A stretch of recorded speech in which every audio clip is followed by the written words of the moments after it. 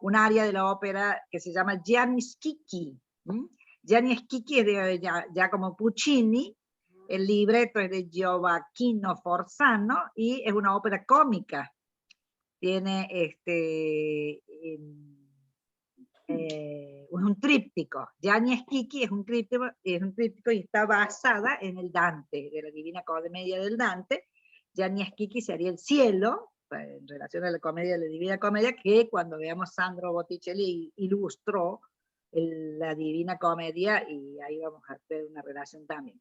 Se corresponde con el cielo, se estrenó en el Metropolitan Opera en Nueva York en 1918. La canta el personaje Lauretta, a esta, Mio Babino Caro, y la letra sería: oh mi papá querido, me gusta, es bello, bello, voy a Porta Rosa, compro el anillo, si allí quiero ir, más en vano, iría al puente viejo, más para arrojarme al arno, me angustio y me atormento. Oh Dios, querría morir, papá, piedad, piedad. La vamos a escuchar por esta mujer, Montserrat Caballé, que nació en 1933 en Barcelona, murió en 2018, formada en Barcelona, soprano lírica, con un registro agudo el que tiene, especialista en repertorio del bel canto, o sea, en este tipo de música. Una de las primeras voces ha sido, gran dominio técnico, debutó en el año 56 con la flauta mágica, que escuchamos algo la otra vez de Mozart, y también trabajó con la Bohème de Puccini, y bueno, a partir de ahí fue súper exitosa. Después hizo Madame Butterfly, que también es otra obra de las grandes importantes. Bueno, todo lo demás que dice ahí es puro chusmerío, porque bueno, finalmente murió. Claro, porque en el 2010 tuvo que pasar 6 meses en la cárcel por defraudar al fisco, y finalmente después tuvo un ictus. 2010, sí, y en el, sí, bueno, de haber estado 6 meses en la cárcel es probable que haya implicado esto, que tuvo un ictus primero y después en el 2018 en el Hospital Santa Cruz San Pablo de Barcelona con la vesícula biliar. Y Giacomo Puccino es nacido en Lucca en 1858 y es, digamos, el autor de cualquier cantidad de óperas, ¿no es cierto?, de estas tan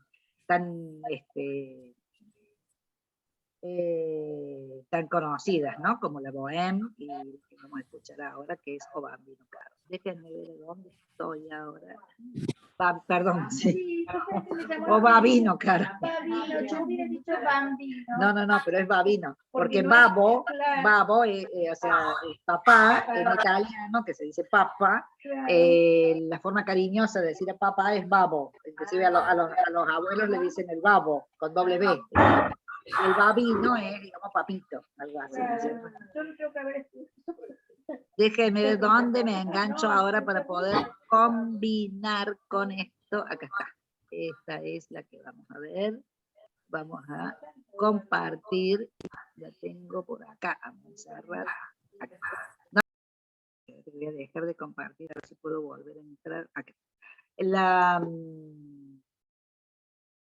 El video que había de María Callas no se veía nada, son tan viejos ya que estaba demasiado viejo. Y esta mujer, ustedes sabían que Montserrat Caballé cantó no, es muy, muy famosa. Montserrat Caballé cantó en la apertura de las Olimpiadas en Barcelona, junto con Freddie Mercury, en la última actuación que hizo Freddie Mercury ya para morirse, creo que a los 2 meses se murió él, y trabajó con ella los dos, y bueno, y sí, en el mundo de la ópera ella tiene esa voz muy del otro artista que veamos ahora, que va a ser Signorelli. Este era el autorretrato de Piero, y uno que estaba parte de estos soldados durmiendo, y uno de sus retratos más significativos y más marcadores del Renacimiento es este de Federico de Montefeltro, el duque de Urbino, que a su vez era su mecenas, ¿no es cierto?, que era un retrato, se cree,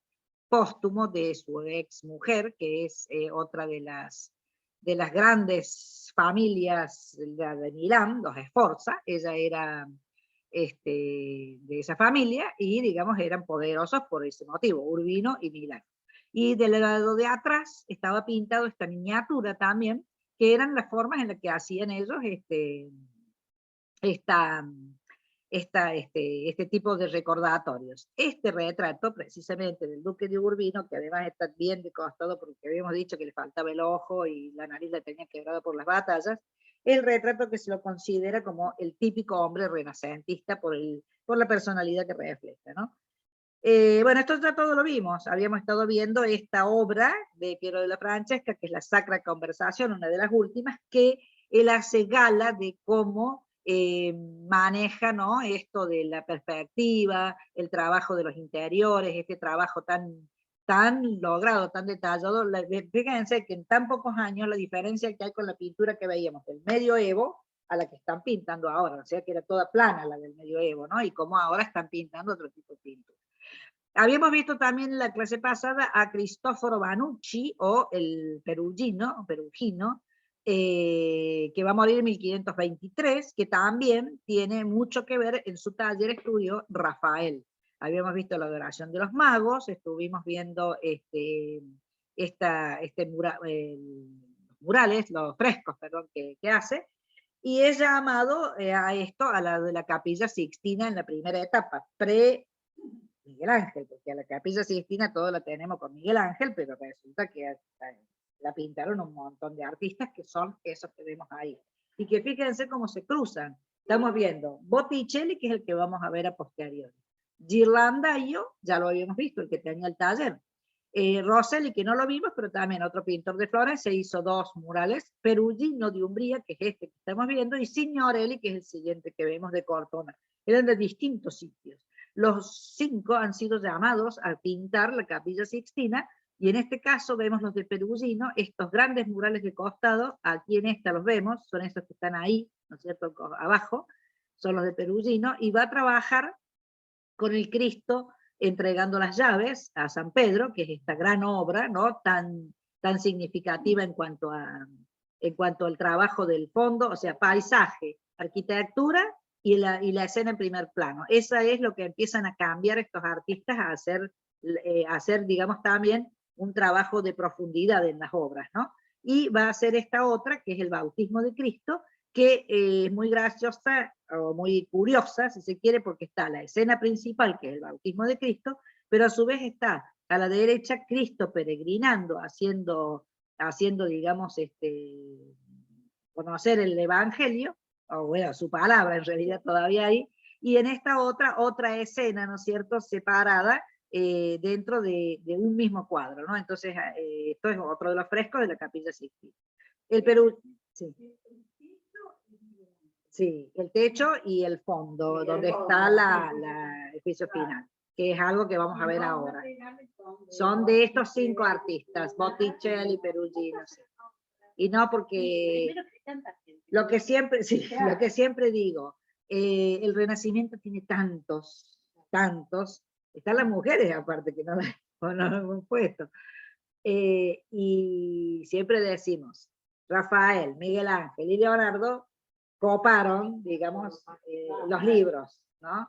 Y el interés de la gente, y el ir a ver, ¿no? Y entonces, los demás, es como que no quiere decir que sean menos talentosos, y hoy traía una cosa re interesante para ver de Signorelli, que él pintó los frescos de una capilla en Orvieto, que se le dice la Sixtina de Orvieto, porque es el mismo trabajo, y se supone que ahí se inspira Miguel Ángel para hacer lo que después le van a encargar a él, ¿no?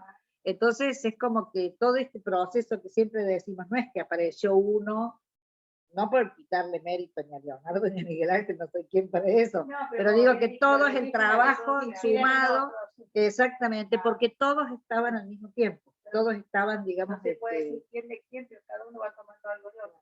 O tomando, o inspirándose, o aprovechando, o bueno, o también, como en todas las cosas, hay alguien que tiene mayores oportunidades porque se lo banca más un papa que al otro, y bueno, y así, y pudo hacer.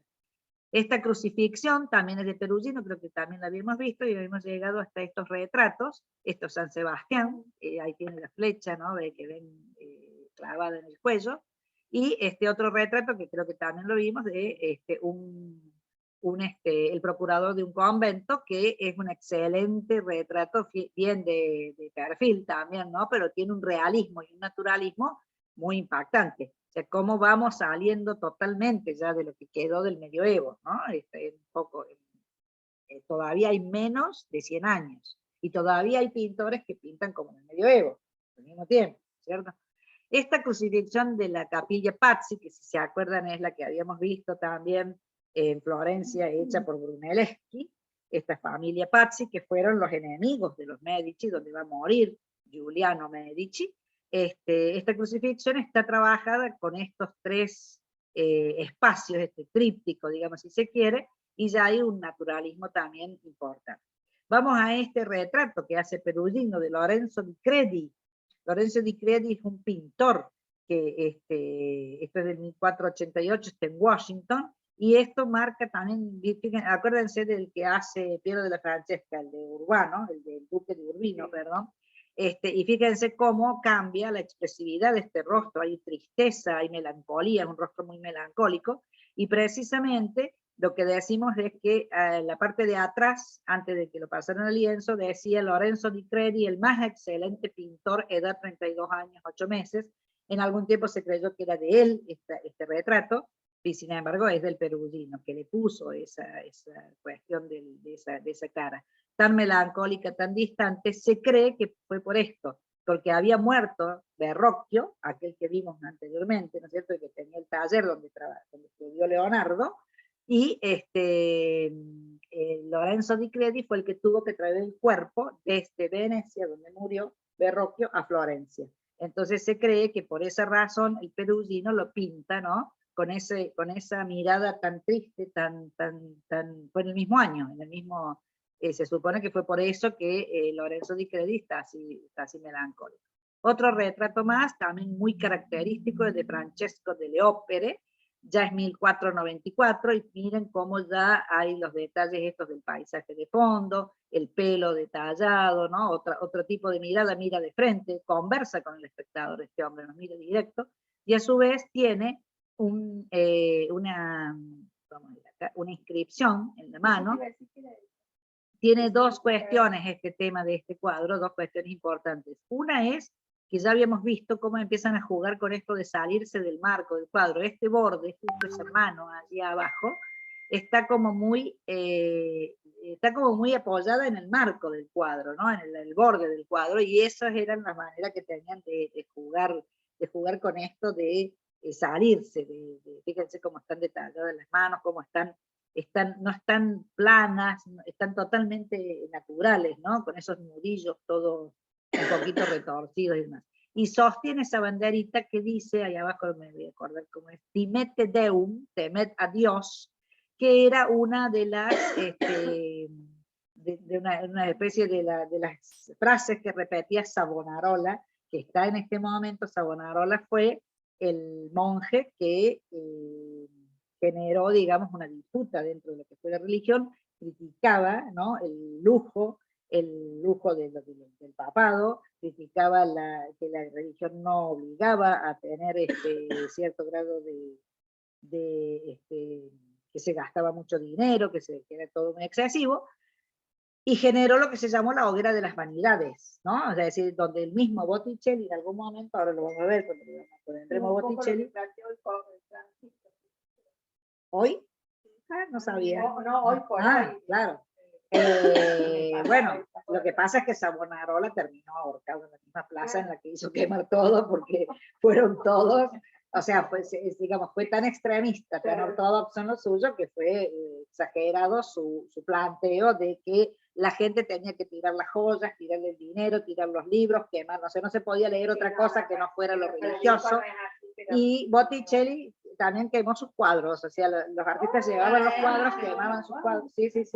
Entonces, en esa gran hoguera de las vanidades que él le llamaba, bueno, llegó a tal extremo que después empezó a ser tan combatido Savonarola, que terminó siendo ahorcado allí, y vuelven los Medici. Él logra que los Medici tengan que ir, y vuelven los Medici a Florencia. Entonces fue toda una persecución religiosa que hubo en la época, tremenda. ¿Sí estoy grabando? Bueno, ese es tu autorretrato de Perugino. Vamos a ver otro poquito. Ya habíamos hablado un poquito de Savonarola cuando vimos al otro artista, ¿no? ¿Qué? ¿Qué? ¿Qué? Sí, estoy grabando. Después edito, no te preocupes. Temed a Dios o... acá otra asunción.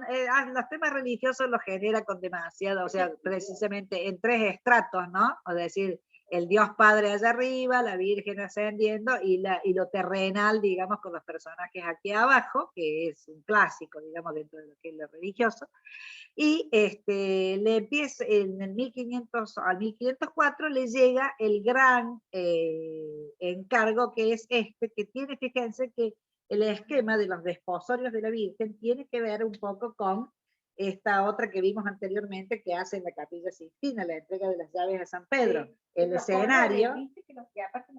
Exacto, y el escenario es bastante parecido, un poquito menos arquitectura atrás, pero el criterio es paisaje, arquitectura, la plaza, los personajes. Ellos van haciendo... Este es de Perugino. Y el otro de Rafael. No, nosotros vimos de Perugino en la Capilla Sixtina, estuvimos... Sí, ya vamos. Habíamos visto la entrega de las llaves a San Pedro, que está acá, ¿no es cierto? Ahí lo ven, ¿ven? Ahí está la entrega de las llaves a San Pedro. Esta obra, que es anterior, es de 1481-82, en la Capilla Sixtina, tiene un poquito más de contenido temático, ¿no es cierto? Porque es una situación, la entrega de las llaves de parte de Cristo a San Pedro, y lo dice que él es ¿cómo se llama? El comandante de la iglesia, y aprovecha él para poner lo que siempre decimos, un plano de paisaje al fondo, un plano de arquitectura, un plano de la plaza, que no explico porque acá hay otro tipo de actividades, o sea, mezclan los temas, ¿no es cierto? Y en primer plano, aquí están, estos son los apóstoles, y aquí están las grandes personalidades de Florencia, que eso es lo que hacían los pintores. Sobre esto mismo, estamos hablando de que él le hacen este encargo, que está en el Museo de Bellas Artes de Caen, que es los desposorios de la Virgen. ¿Por qué? Porque teóricamente apareció en una iglesia el anillo teórico de la Virgen. Yo no creo que haya existido un anillo de la Virgen, pero bueno, había una iglesia que tenía una reliquia que le fue robada por parte de otra iglesia, y bueno, entonces se hace este gran cuadro, es enorme, fíjense, 2,34 m por casi otros 2 metros, 1,86 m, pero el esquema pictórico es el mismo, ¿no es cierto? Es decir, paisaje, arquitectura con esa bramante, sí, pero esto es 1501, 1504, son 20 años después. Bramante, el arquitecto, había hecho este templete al frente digamos, había construido un templete redondo, ¿no? El templete de Bramante, que se llama, que era exactamente, bastante parecido a esto, ¿no? No tenía estas cosas, o sea, ellos es como que remedan esas construcciones que, como si ahora pintáramos, qué sé yo, el faro, ¿no? En algún cuadro, o sea, o alguna torre de estas de Dubái. Ellos estaban muy impactados con este cambio de la arquitectura y lo reflejan en sus obras, ¿no? Porque si nos ponemos a pensar, esta mitad de este cuadro, con esa edificación, y la escena es esta, que es cuando se casa la Virgen, ¿no es cierto? En realidad, esto y aquello no tienen mucha relación, ¿no es cierto? Pero bueno, es toda la época que los hace que marquen todas estas cosas. Este cuadro de Perugino, y que va a quedar en este Museo de Bellas Artes, tiene que ver con esto, con este que es el famoso, los desposorios de la Virgen de Rafael Sanzio, ¿no? Que está hecho también en 1504, es un poquito más chico, y este es el que está en la Pinacoteca de Brera de Milán, y que lo pudimos ver cuando fuimos allá ¿cómo se llama? A la ex de la mujer. Claro, al de la guía esta. Fíjense que el esquema es exactamente el mismo, y Perugino había sido el maestro de Rafael. Y hay, digamos, una influencia, ¿no? Entre lo que hace uno y lo que hace otro. El otro está entre 1501 y 1504, y por esa razón yo se los he puesto, no con el ánimo de comparar, simplemente de poder ver lo que hace cada artista, ¿no? Podemos pensar que Rafael ha tenido un buen maestro, ¿no? Porque Perugino es nacido antes de Rafael, y Rafael estuvo en su taller, y a Rafael lo vamos a desarrollar un poquito más adelante porque ya es 580.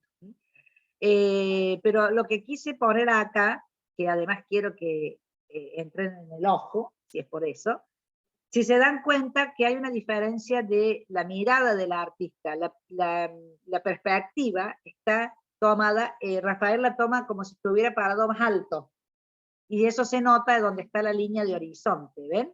Aquí es como que en este cuadro de Perugino están como más abajo, o sea, es como que están mirando de más abajo, ¿lo notan a eso? Sí, la de Y Sancio te vas como y el de para Sancio arriba. es como que te vas más para arriba, ¿no es cierto? Hola, Hola, ¿qué tal? Pero si nos ponemos a ver, yo no estoy hablando de copia, jamás hablaría de copia, estoy hablando de que uno ha sido maestro y el otro ha sido alumno, y uno fue muy famoso, como es Rafael, y el otro es menos conocido, como es Perugino. Pero siempre, fíjense que cuando estuvimos viendo la obra de Rafael allá, las copias de Rafael, siempre se hacía mención en los escritos al Perugino, ¿no? Es decir, que siempre han trabajado en conjunto y en la misma época, son dos cuadros de la misma época prácticamente. Mira, fíjate la vestimenta del personaje que como que está celebrando la boda, ¿no? Sí. Ese cinturón, esa festividad. Sí. Los colores de la Virgen en las ocasiones. Los colores de la Virgen son, no. no me sale la palabra, son protocolares, o sea, ¿Ah, sí? claro, Pero el uno manto la tiene pinta que a ser la de derecha y el determinado otro la color, pinta etc. a la Ay, no izquierda. sabía Sí. eso. Por eso hay artistas que rompen esos protocolos y los pintan de otro modo. Por eso Miguel Ángel fue tan criticado por haber usado gente de la calle para los modelos, ¿no es cierto? Y demás. Sí. Ah, mira, Pero uno lo pinta a la derecha y el otro a la izquierda. Bueno, Sí. el personaje este que está quebrando un palo, ven con la pierna, Sí, sí. Bueno, la posición y todo. Allá tenemos uno que está haciendo otra cosa. Porque también es simbólico, porque era una manera que tenían en los matrimonios de quebrar. Sí. De quebrar un paralelo, para Eh, que no se quiebre. ya te lo voy a buscar porque sí. No, pero tenía No, un es porqué. muy claro el simbolismo, y ya te lo voy a buscar porque no me acuerdo. Y el rojo que sería en el vestido de la Virgen, ¿te acordás? Son nada más que protocolares, porque anteriormente ya siempre el manto es el azul, lo que tiene que ser definido es el manto azul. Después va a ir cambiando, el rojo no se va a usar más, y va a ir cambiando a colores más claros, claro, a colores más claros. Pero el manto azul era el que siempre se refería, que vos fíjate que ella lo tiene sobre el hombro puesto de un modo, y después el manto en los retratos aparece en la cabeza, ¿no es cierto? Cubriendo la cabeza. Vos fíjate que aquí no hay ningún dogma que hable de la cobertura de la cabeza, que después la iglesia hace que las mujeres vayan con la cabeza tapada, ¿no?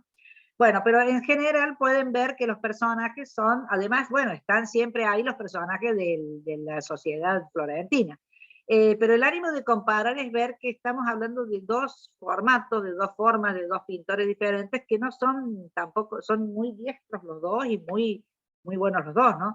De lo que hablábamos de composición, es una composición muy rígida a nivel pictórico, ¿no? Las dos tienen un eje de simetría, que es el central, el axial que se llama, el elemento central que está allá al fondo de un modo o del otro, y que está marcando esa abertura que nos da una salida a la mirada muy fuerte, ¿no es cierto? Se nos va la mirada a esa abertura que a su vez tiene cielo atrás, y la perspectiva tan fuerte que da que todas las líneas van a converger a eso que se llama el punto de fuga, ¿no? Pero pictóricamente es muy fuerte esto, y es muy fuerte el detalle de este elemento para la acción de lo que es el tema, que es lo que está aquí. Si nosotros le cortáramos este pedazo de cuadro, los desposorios de la Virgen sería esto, ¿no es cierto? Y estaría la escena lo mismo, bien lograda, ¿no? Pero bueno, ahí ven cómo los tiempos también influyen en lo que los artistas van haciendo, ¿no? Después viene una obra que encarga nuestra querida Isabel del Este, que siempre habíamos estado viendo, la esposa de los Gonzaga, de Francisco de Gonzaga, que se acuerdan que vimos que ya ella había encargado obra a otros artistas. Sí, la había terminado pintando, no le había gustado cómo la había pintado vieja y quería que la pintaran joven. Bueno, y se encontraron cartas a Perugino con las instrucciones tan precisas de lo que tenía que hacer que empezamos a ver que él, como que fuera otro pintor, ¿no? Esto es lo que le pinta a ella para su estudiolo en su palacio, la lucha entre el amor y la castidad, que es una obra mitológica, ¿no es cierto? Y está en el Louvre y bueno, vemos una escena muy llena de personajes y demás que no vale la pena. Lo que decimos es que vemos el cambio, ¿no? Fíjense aquí con muchos personajes y como en esta otra de los desposorios él trabaja el modelado del cuerpo de otro modo. También tiene su adoración de los magos, otro formato de cómo ve una escena muy idílica, porque aquí atrás se desarrolla, sobre todo está en el centro, el pastor con las ovejas, esto tiene mucho símbolo, ¿no? En relación al nacimiento del Cristo, y cómo hace este pesebre, ¿no? Que en realidad miren de la altura, esa semejante construcción, ese hecho, y todos los personajes que también incorporan a los personajes de Florentino, ¿no? Como ya hemos visto en todos, en general los reyes los hacen personificar a la par del señor de cada uno de los lugares, ¿no es cierto?, de Florencia, que pertenecen a este cuadro. Esto es la adoración de los magos y está hecho para este oratorio de esta iglesia. Seguimos viendo qué más tenemos de Perugino, y bueno, tenemos esta resurrección de Perugino. Fíjense que el Cristo está puesto en mandorla, acá como era en la edad, en el medioevo, ¿no? Aquel Cristo del Pantocrátor, que estaba apoyado sobre la mandorla, es la forma de avellana, que allí aparecía el Pantocrátor, que no era el Cristo, sino que era el Dios bueno, y que estaba rodeado de los evangelistas, y aquí está rodeado ya de los ángeles. Está resucitando, sin embargo mantienen este formato, ¿no? Y resucita del sepulcro. Y le puse esto para compararlo con el anterior, de Piero de la Francesca. Fíjense la diferencia del criterio, ¿no? Entre que cómo pone los soldados que cuidaban el sepulcro, teóricamente, vestidos como florentinos. Aquí Piero de la Francesca también, no son soldados vestidos como romanos, salvo a lo mejor el mismo allí. Pero fíjense que este es un Cristo muy triunfante, y la diferencia que hay de criterio entre, fíjense la imagen del Cristo, ¿no? De cada uno de los dos, ¿no? Cómo va perfilando, es muy importante también para el desarrollo de la imagen, cómo se perfiló en esta época, cómo era la cara del Cristo, ¿no? Es decir, si se acuerdan cómo era el Pantocrátor, que era una imagen muy de un formato medio ya oriental, si se quiere, barbas negras, ojos oscuros, ¿no? Y aquí, finalmente, Durero va a ser el que va a dar la imagen más llegada a lo que es el Cristo renacentista, el rubio, medio, no rubio, pero un poquito castaño, ¿no? Con otro tipo de cara, que es un poco esta también, ¿no? La que va a ser Piero de Francesca, y fíjense qué diferente que es la imagen que hace Perugino en este caso, es más parecida a Rafael, como pinta, ¿no? El bautismo, también son todos temas recurrentes de todos los pintores, el bautismo de Cristo, que en este caso, lo que ponemos es eso, que está mostrando, no figura el Dios Padre, ¿no? Siempre aparecía acá arriba la imagen del Padre, ¿no? La Trinidad, en este caso, el Espíritu Santo, el Cristo y el Padre. La figura del Padre acá no figura. Esto es una obra restaurada y no está en muy buenas condiciones, y lo pongo junto a el bautismo de Cristo de Verrocchio, que ya lo habíamos visto, donde estos angelitos y el paisaje de atrás es lo que estuvo pintado por Leonardo. Leonardo era alumno, fue 6 o 7 años alumno de Verrocchio, y fíjense la diferencia, ¿no? Pero el estilo de lo que estamos viendo es prácticamente lo mismo, ¿no? O sea, fíjense cómo estos personajes de alrededor, cómo Leonardo trabajó esta figura arrodillada, angelical, un personaje mucho más, bueno, su visión de cómo es la diferencia de lo que se ve, y Verrocchio cómo hace todo este tema, y cómo lo hace Perugino, un poquito más duro, cuerpo un poquito bastante más desproporcionado, ¿no? Es como que las figuras están muchísimo más alargadas, ¿no? La diferencia entre los dos, acá se las vuelvo a poner, no con el ánimo de comparar, sino cómo va evolucionando. En 1475 Verrocchio va a hacer esta obra, en 1510 va a hacer esta obra Perugino. Perugino muere en 1523, o sea que ya estaba grande, digamos, a esta altura.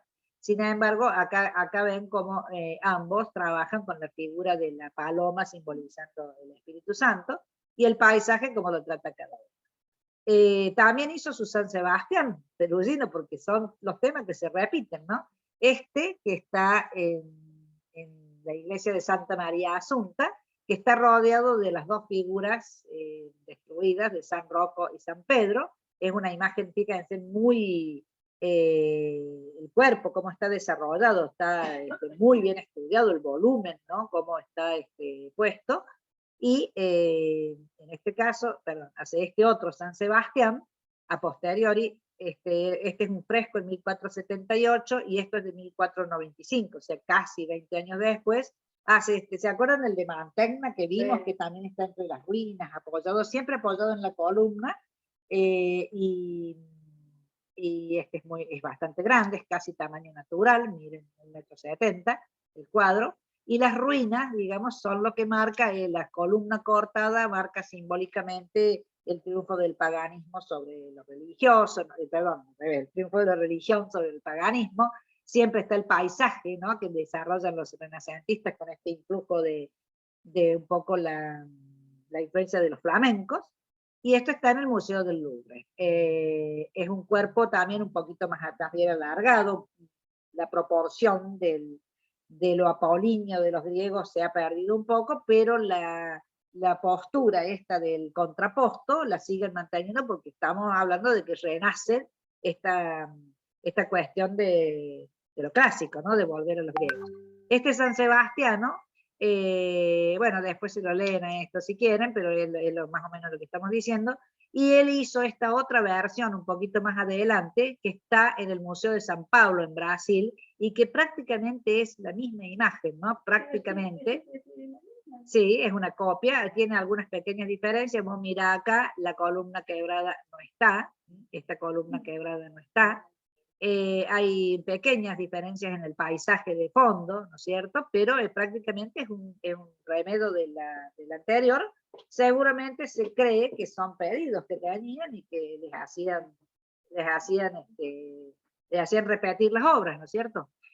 Bueno, San Sebastián ya habíamos hablado del significado que tenía y demás, y va a terminar haciendo en 1508 la obra de los frescos de la estancia del incendio del Borgo, en los Palacios Vaticanos, que ya estamos hablando de este traslado, ¿no?, a Roma, de los papas que empiezan a querer, se vuelven a instalar en Roma, y ya van a entrar en la Ciudad del Vaticano, que es lo que vamos a ver cuando entremos al 580, cómo desarrollan Roma y el Vaticano en este momento. Deciden que Roma sea el lugar de privilegio, ¿no? Estos frescos son los que él va a hacer para la estancia del Borgo,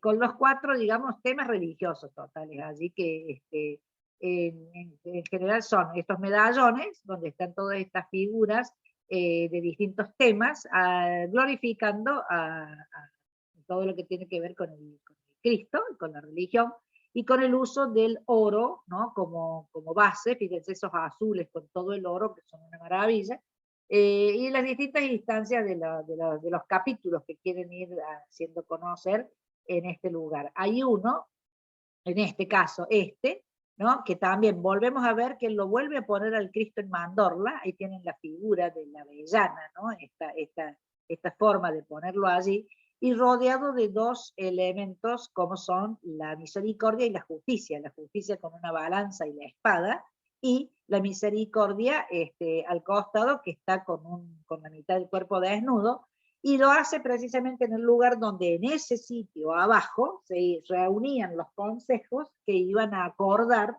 ciertos temas que tenían que ver con la justicia y la misericordia, ¿no? Este lugar era para reuniones de consejos. Entonces, esas pinturas tienen que ver con lo que se desarrollaba abajo. Aquí vemos una cercanía de cómo él desarrolla, ¿no?, parte de este Dios Padre, aquí en los frescos. Y Rafael, cuando después lo llevan también a pintar, porque era como que primero uno y después el otro, lo llevan a pintar aquí, él conserva los frescos de la bóveda y va a trabajar sobre los muros, ¿no? Respeta la obra del Perugino.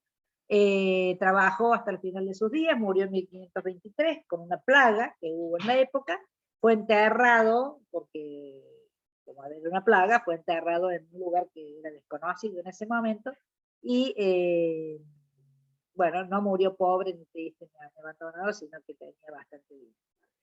Y si seguimos un poquito más, lo vamos a ver a Signorelli. Se llama Luca de Egidio di Ventura di Signorelli, conocido como Luca Signorelli, o de Signorelli. Nació en 1450 y va a morir en 1523, el mismo momento que muere Perugino. Y él va a vivir en Umbría, es la escuela de Umbría. O sea, lo que vamos viendo es que este 480 en cada área va teniendo estas escuelas, en cada área geográfica. Umbría está cercano a Roma, y va a ser discípulo de Piero de la Francesca, el que vimos anteriormente, ¿no es cierto? Tiene influencia de Botticelli, de Lippi, y el Papa Sixto IV le va a encargar determinadas obras, como esta, el Testamento y Muerte de Moisés en la Capilla Sixtina, que es esta obra, llena de personajes, con mucho, bueno, definitivamente la muerte de Moisés, que no nos detenemos a estudiarla porque es, bueno, si vamos a ver cada una de estas obras no terminamos más, pero es un fresco enorme, fíjense, de 5,60 metros, y es una de los laterales de la Capilla Sixtina, como dijimos. Sabemos que estuvieron Ghirlandaio, Perugino, Rosselli, Botticelli, que todavía no vimos lo que hizo, y Signorelli, esta es la obra que hace en la Sixtina, que también está ahí en los muros que ustedes ven. Pasa que todo el mundo hace esto, ¿no es cierto? O hace esto hacia allá, y todo lo que hay al costado es de grandes pintores que también transitaron. O sea, el último que entró fue Miguel Ángel, ¿cierto? O sea, fue el último. Todo lo de abajo está por estos 5 grandes pintores que también dejaron lo suyo. También fue encargado esta escuela de pan por Lorenzo de Medici. Él se quería ganar el beneficio de Medici y hace esta obra mitológica un poco más rígida, ¿no? Pero esto, ¿por qué? Porque esto está en Berlín, este boceto, porque esta obra fue destruida, quemada, y se hace un boceto posterior para poder recuperarla, que sería ¿no? Es decir, no tiene la mano directa de Signorelli. Lo voy pasando rápido porque así... bueno, esta obra, como dijimos, en 1873 fue comprada la obra de Signorelli para esta galería de Berlín, fue expuesto, y en la Segunda Guerra Mundial fueron llevados a este lugar. Había un gran palacio donde se guardaron muchas obras. Una bomba en 1945 destruyó todo lo que había y quedó ese coloreado de otro formato, ¿no? O sea, se buscó la forma de poder de ubicarlo. Ahí les cuento quién era Pan. Era el dios de los pastores y los rebaños, de la fertilidad, de la sexualidad masculina. Era cercano a Dionisio, participaba de las fiestas con Dionisio, y por lo tanto tiene que ver con esto, porque tiene que ver aquí con el tema de que era el dios de la naturaleza salvaje, tocaba la flauta, por esas razones que mantenía la tranquilidad al tocar la flauta, y de allí deriva, se le atribuía que él generaba un miedo enloquecedor, y por eso de allí deriva la palabra pánico, del dios Pan, que significa este temor masivo que aparecía cuando aparecía este señor que enloquecía a todo el mundo, ¿no? Bueno, esta es, digamos, es un agregado que les hago a esto, que es de Luca Signorelli, la educación de Pan. Este sería el dios Pan. Fíjense que está bastante parecido a lo que se puede uno imaginar de lo que era Dionisio o Baco, el dios del vino, el dios el contrario de lo recto, de lo clásico que significaba Apolo. Apolo y Dioniso, digamos, eran las dos deidades de los griegos que contraponían, digamos, lo serio y lo loco, el desenfreno. Bueno, y Pan, que pertenecía a la escuela de Dioniso, a su cortejo, en este caso era el dios de los pastores de los rebaños, pero también era un dios que generaba este miedo enloquecedor, de donde deriva esta cuestión del pánico. Bueno, al margen de eso, seguimos. con la capilla de San Bricio. Esta capilla en Orvieto es la que va a desarrollar el tema, entre otros, el Apocalipsis, y el juicio final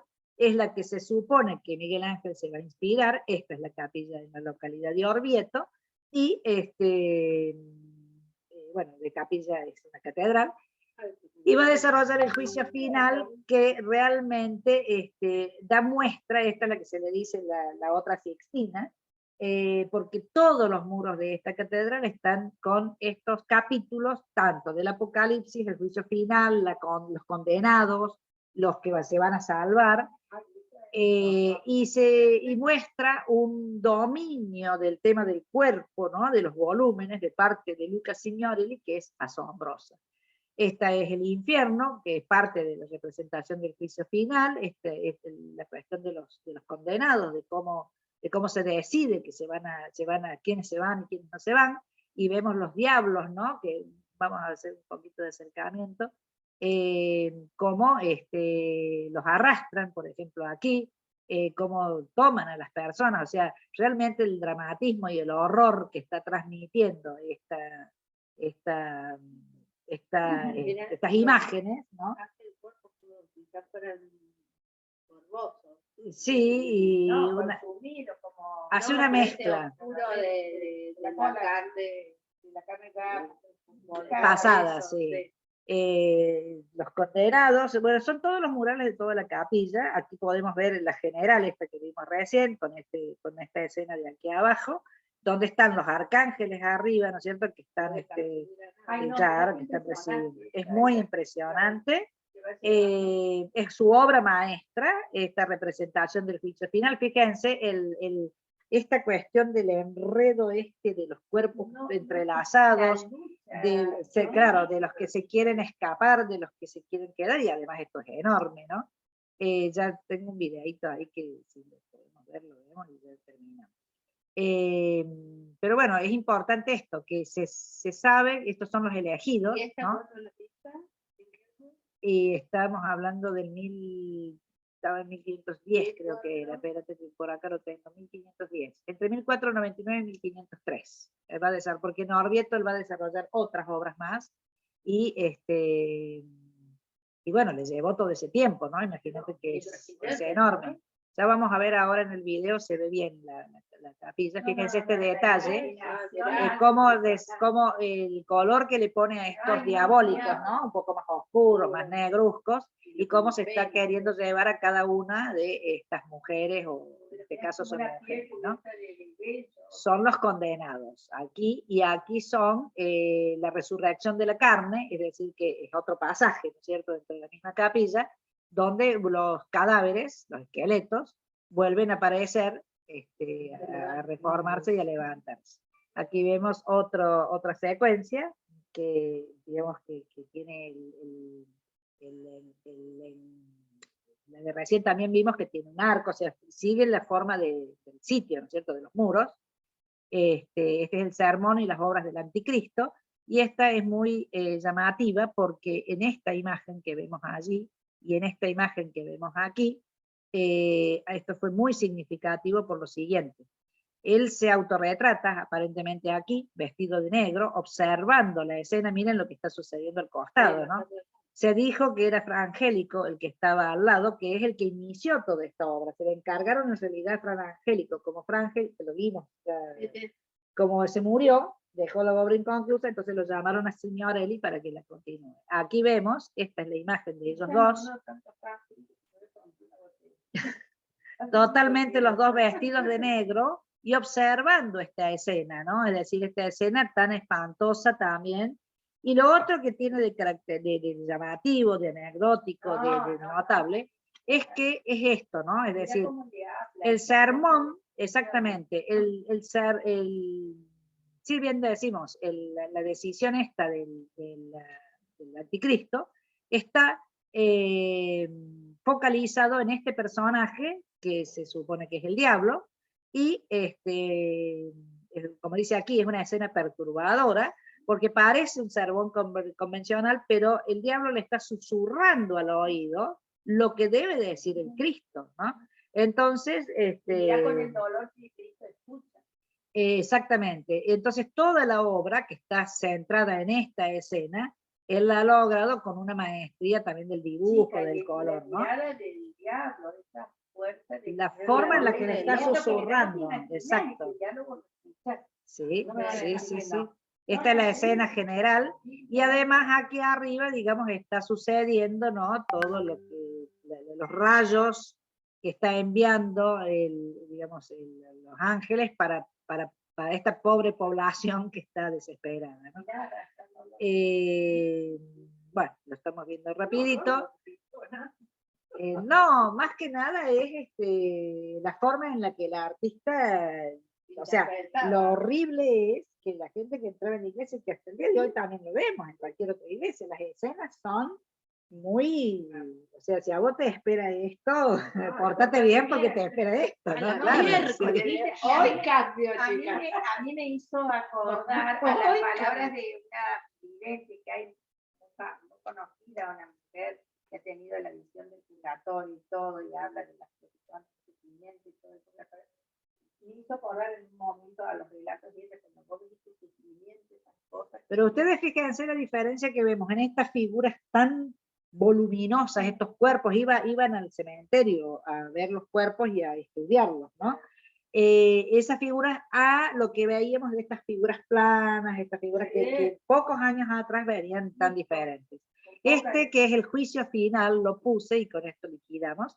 ¿Por qué? Porque, digamos, es otro capítulo, ¿no es cierto? Ya después cuando ya se los va a enjuiciar, con esta volumetría, ¿no? Que están mirando hacia arriba, están esperando a ver qué me toca, si me, en el sorteo, que a dónde voy a parar, y lo comparo porque Eso te iba a decir, che. están muy lindos.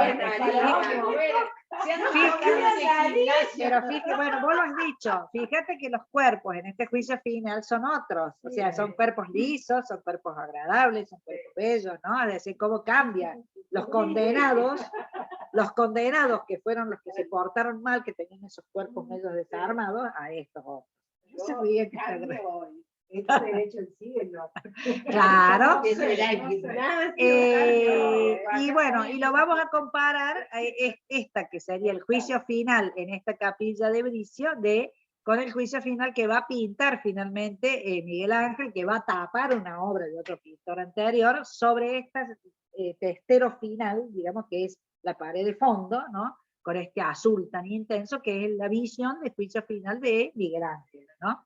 De la diferencia entre uno y otro, ¿no es cierto? Este es el de Signorelli y este sería el de Miguel Ángel. Sin embargo, Miguel Ángel hace todo lo que hace Signorelli, todo el resto, en varios murales, lo hace en un solo plano, ¿no es cierto? Se centra la figura del Cristo, un poco enojado inclusive, y vamos a ver los condenados, los que van al infierno y demás. ¿Y qué hay ¿no? debajo donde está una cruz, perdón? Por eso, ahora lo vamos a ir viendo parte a parte, ¿no es cierto? O sea, el tema es el del siglo, el del juicio final, mezcla elementos paganos porque se está justamente en la barca de Caronte, ¿no? Se está inspirando en la obra de Dante. Fíjense que Dante cómo le influenció a todos los pintores de esta época, y Dante de un poquito anterior, del 1300 y pico. En el centro está el Cristo, ¿no es cierto?, con ese modelo tan enojado levantando el brazo, ¿no es cierto?, está en colocación de orden, ¿no? En la parte inferior están los elegidos, que son los resucitados, y a la derecha están los condenados, con el Caronte que se los saca de la barca, los va tirando al arroyo, ¿no?, al río Caronte.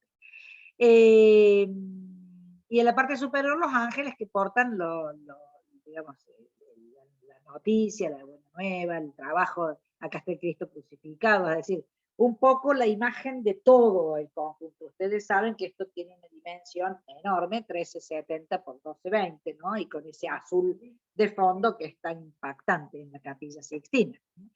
Lo ponemos, está hecho, digamos... Claro, sí, les puse el detalle de cada cosa. Esto es 1536-1541 y el juicio final dijimos que lo estuvo haciendo hasta 1503. O sea que estamos hablando de 30 años de diferencia entre un artista y el otro, pero ya, digamos, hay influencia porque Miguel Ángel conoce a Orvieto y sabe y ve el trabajo de Signorelli, ¿no es cierto? Aquí vemos la escena central del Cristo que decimos levantando el brazo, dando órdenes. Fíjense que cuando, exactamente, cuando, sí, podemos criticarlo, Miguel Ángel, porque cuando empezamos a comparar pintores y artistas, yo por eso siempre digo, hay uno que se lleva más el crédito, tómenlo con pinzas, decía, no está criticando a Miguel Ángel, porque bueno, pero si vamos al detalle en sí, hay muchos otros pintores que el cuerpo lo manejaron un poco más natural, ¿no? Sí. Seguramente este Cristo, él lo hizo, Miguel Ángel lo que tiene es que como es principalmente escultor, entonces él trabajaba la escultura con esta fuerza, este modo de hacer los volúmenes, ¿no? Y lo va plasmando también. Ahí vemos la escena central, aquí vemos la otra, acá está la barca, ¿ves? La parte que vos preguntabas, de Caronte expulsando a todo lo que se quieren salvar, fíjense este cuerpo, ¿no? Que cae. Bueno, hay muchos videos que van marcando bien de cerca todas estas figuras. Cuando veamos a Miguel Ángel lo vamos a ver más en detalle. Pero bueno, estamos hablando del mismo tema, de lo mismo que vieron en el otro, estamos hablando del mismo tema, 20 años, 30 años después.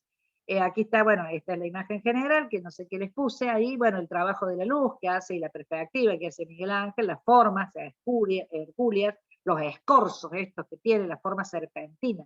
Miguel Ángel ya está en una etapa que se llama el manierismo, esta exageración del retorcido, ¿no es cierto? O sea, no es así, sino que es así. El manierismo es la etapa final del Renacimiento y ya estamos entrando al barroco, que va a tener toda esta imagen muy dinámica, muy girada, muy todo este trabajo de mucho movimiento, ¿no? Miguel Ángel lo anticipa. En todo él lo trabaja siempre así, fíjense aquí. Manierismo, viene de maniera, es decir, era la manera que tenían de trabajar fíjense ¿no es cierto? O sea, está con mucho movimiento, con mucha intensidad, ¿no es cierto? Esos músculos intensos que nosotros decimos gorditos, claro, pero son rellenos, ¿no es cierto? Sí, más o menos. Aquí vemos otro acercamiento a la balsa de Caronte, esta que decimos, donde está expulsando a este que se arroja, es más, los mismos ellos los están arrojando, son los condenados, ¿no? Fíjense cómo va cambiando el tono de los cuerpos, ¿no? Y estos que los atraen, a su vez, dice un bote que da acá. Bueno, esta desesperación del momento, ¿no? Y 25 años después del techo de la capilla, el Papa le encarga esta decoración del fondo, ¿no? Fue lo último que hizo.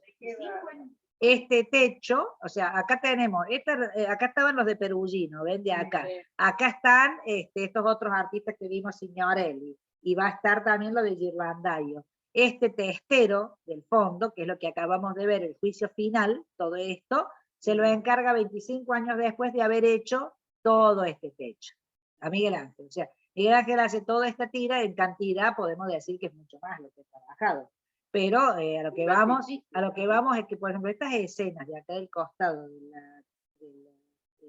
las de Perugino, son preciosas, son realmente muy notables. O sea, todos los artistas aquí son buenísimos, ¿no?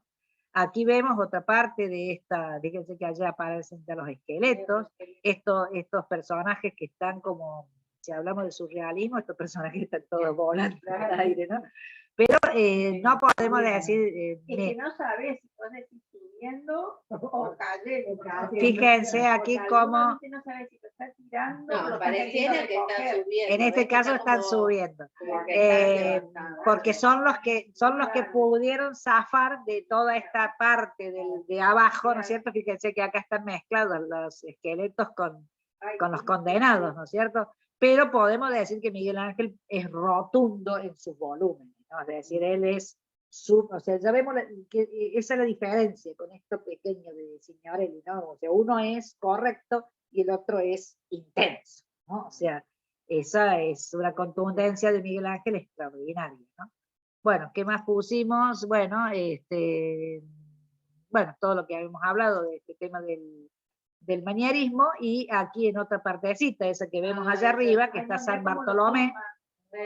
que dicen que este es el propio Miguel Ángel, es el autorretrato de Miguel Ángel, que esa es la piel, es decir, es San Bartolomé que está exhibiendo esta piel digamos, de alguien ya despellejado, definitivamente, ¿no? Bueno, y hay otro que dice que es la cara del secretario del Papa. Claro, porque ese fue el que discutía con él todo el tiempo. Claro, y que le ponía el palo en la rueda. Claro. Entonces también lo puso ahí, condenado al infierno lo puso. Sí, sí, sí. Ellos todos los pintores metían sus peleas internas en personajes allí. Bueno, las influencias de Miguel Ángel para esto fueron la Divina Comedia, obviamente, el Laoconte, la escultura de Lisipo, y el juicio final de Orvieto de Signorelli. O sea, está reconocido Signorelli con su juicio final, lo que acabamos de ver en Orvieto, como influencia al juicio final de Miguel Ángel. Este es el Laoconte, que es una escultura famosísima del final del periodo griego, del helenístico, ¿no? Que es a Laoconte y sus hijos, es la desesperación de ser mordidos por las víboras, los hijos, bueno, todo el mito, ¿no es cierto? Que esta escultura es el máximo del periodo helenístico, y fíjense cómo ya tiene movimiento, tiene dinamismo, y que cómo lo vemos, eso es lo que me interesa que vean, la relación que hay con con estos cuerpos de Miguel Ángel tan rotundos, de esto que es del siglo II a.C., ¿no? Pero él conocía, justamente se había descubierto en 1507 esta escultura, por eso también los renacentistas son muy influenciados, porque van descubriendo estas esculturas de los griegos, ¿no? Entonces están apasionados por esto, entonces le influencia a este trabajo que van a hacer estos artistas del Renacimiento, ¿se entiende? O sea, en esta época descubren esta escultura, y por eso se cree que Miguel Ángel, esta es impresionante, impactante. También fue influenciado por eso.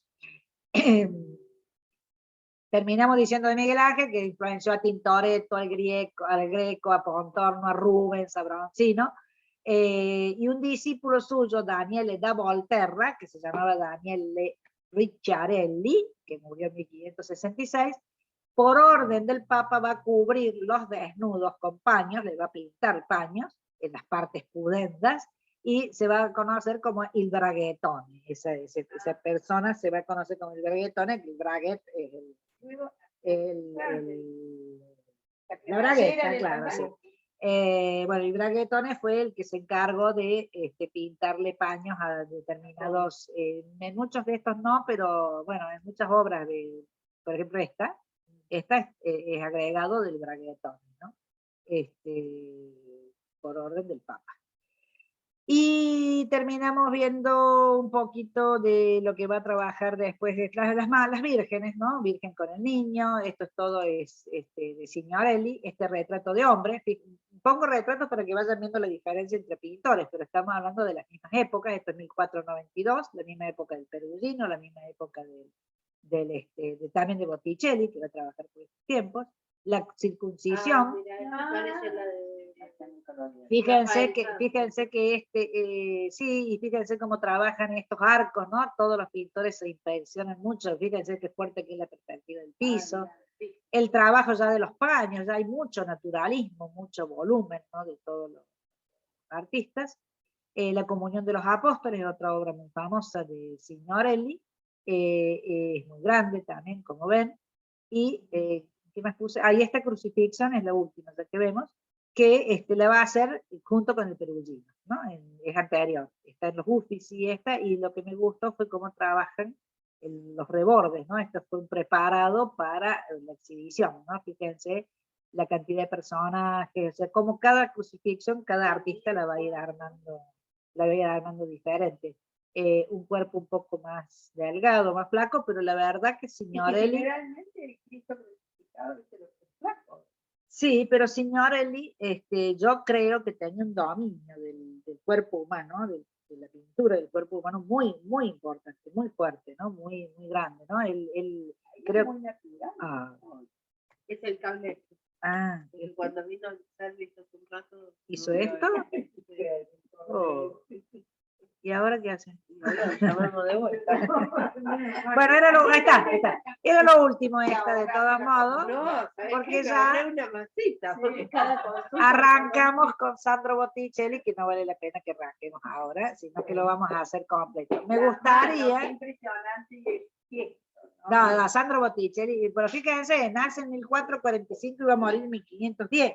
Y el Perugino vimos que murió en 1523, Signorelli también, o sea, ese Cruz, están en la misma época, están trabajando al mismo tiempo, ¿no es cierto? Eso es lo que yo veo que, para que les quede como, bueno, unos un poquito antes, a lo mejor la primera tanda de los que vimos, pero después todos están ahí mezcludos, ¿no? Si quieren les pongo un videíto que hay muy lindo, de...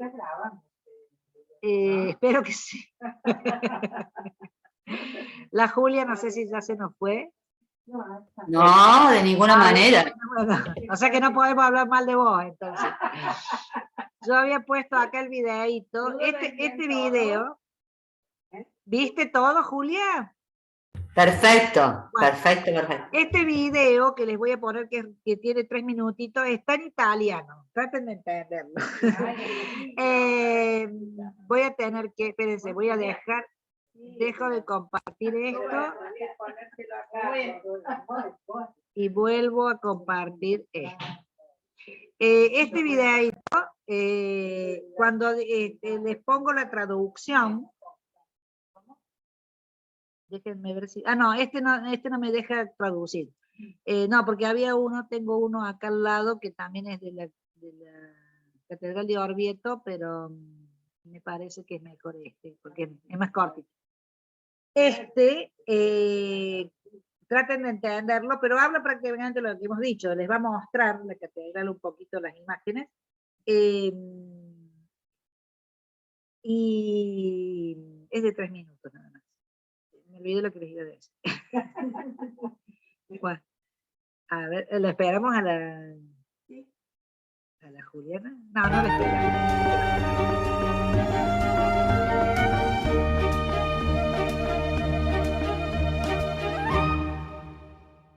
Quando si entra nella cappella di San Brizio del Duomo di Orvieto si è colti da un'emozione intensa.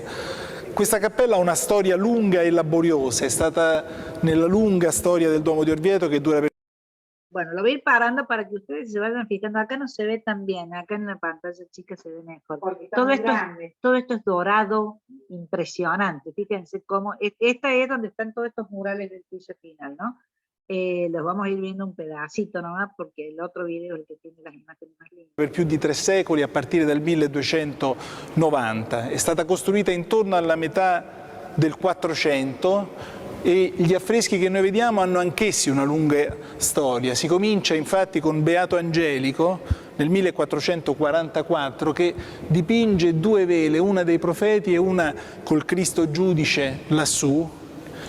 Poi i lavori si interrompono, come spesso è accaduto nella storia del Duomo, e alla fine del 400 i committenti, la grande famiglia a quel punto un po' decaduta, ma sempre potente ad Orvieto, dei Monaldeschi, chiama Luca Signorelli, il cortonese Luca Signorelli, che aveva già dato prova di sé, grande prova di sé come artista di scene corali e di grande potenza espressiva.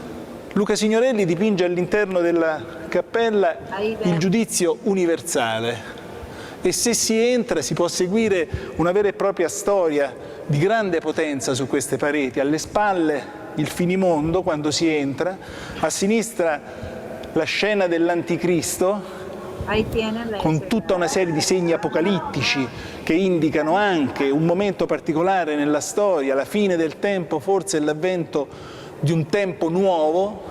Siamo alla fine del 400, Signorelli comincia a dipingere questi affreschi nel 1499, da quest'altra parte la risurrezione della carne e poi andando avanti nella seconda campata, da un lato l'inferno con le sue scene che sono entrate anche nell'iconografia tradizionale, conosciuta ovunque e dappertutto, e dall'altra parte il paradiso, sopra le vele con profeti, dottori e sapienti. All'inizio del Cinquecento, in pochi anni, Signorelli conclude questa straordinaria messa in scena dell'aldilà. In un angolo lì, si dipinge vestito di nero accanto ad un personaggio misterioso che per lungo tempo si è pensato fosse Beato Angelico. Ma è improbabile che Luca Signorelli si sia fatto ritrarre accanto al predecessore. È piuttosto invece possibile che quel signore che guarda all'interno degli affreschi e non verso di noi sia Antonio Alberi, il camerlengo dell'Opera del Duomo, che proprio qua dietro questa parete, aveva una grande libreria che probabilmente ha ispirato il ciclo iconografico che Signorelli ha rappresentato. Molti sguardi si sono appuntati su queste scene, ne ricordo soltanto due. Nel 1899 Sigmund Freud viene in questa cappella e gli rimane impresso il nome di Signorelli a tal punto che lo dimentica, e su quella dimenticanza scrive il meccanismo della rimozione, che poi sarà uno dei capisaldi dell'interpretazione dei sogni. Qualche anno dopo arriva qui Gabriele D'Annunzio e rimane folgorato da quella che lui chiama la tremenda ambascia. Potete venire per essere nuovamente e continuamente folgorati da queste immagini. Era para que viéramos más bien en